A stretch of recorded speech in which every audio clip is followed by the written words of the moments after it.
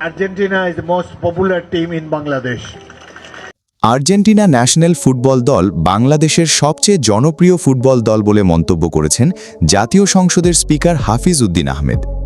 শনিবার ২৩ মে যশোরের হামিদপুরে অবস্থিত শামসুল হুদা ফুটবল একাডেমিতে আয়োজিত এএফসি গ্রাসরুট ফুটবল ডে ও ওয়ার্ল্ড ফুটবল ডে ২০২৬ উদযাপন উপলক্ষে এক বর্ণাঢ্য অনুষ্ঠানে প্রধান অতিথির বক্তব্যে তিনি একথা বলেন। অনুষ্ঠানকে ঘিরে পুরো যশোর জেলা জুড়ে সৃষ্টি হয় এক অভূতপূর্ব ফুটবল উন্মাদনা। স্পিকার হাফিজ উদ্দিন আহমেদ তার বক্তব্যে উল্লেখ করেন, যখন আর্জেন্টিনার রাষ্ট্রদূত মার্সেলো কার্লোস মঞ্চে বক্তব্য দিতে ওঠেন, তখন হাজারো মানুষের করতালি ও উচ্ছ্বাসই প্রমাণ করে দেয় এদেশের মানুষের হৃদয়ে আলবিসেলেস্টেদের অবস্থান কতটা গভীর।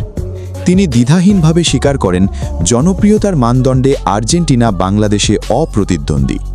একই সঙ্গে তিনি আসন্ন বিশ্বকাপে লিওনেল মেসির দলের সর্বাঙ্গীন সাফল্য এবং বিশ্বজয়ের ধারা অব্যাহত থাকার প্রত্যাশা ব্যক্ত করেন।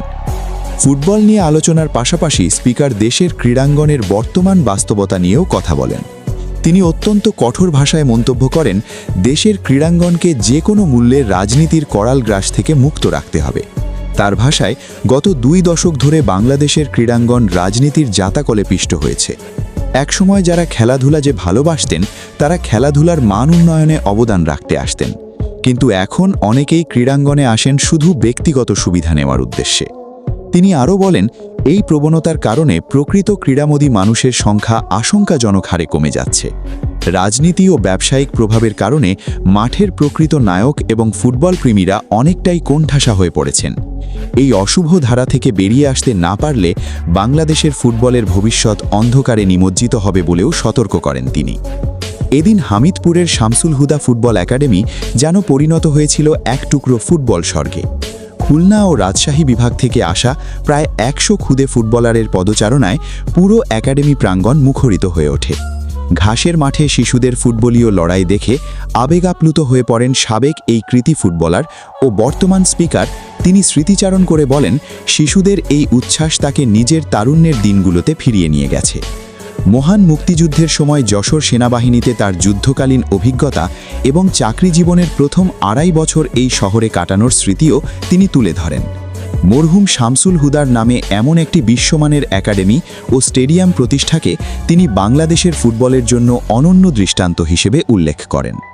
স্পিকার আরও বলেন, নাসের জাহিদের মতো যদি আরও ১০ জন নিবেদিতপ্রাণ ক্রীড়ামোদী বাংলাদেশে থাকতেন, তাহলে দেশ অনেক আগেই বিশ্বকাপের মূল পর্বের কাছাকাছি পৌঁছে যেত।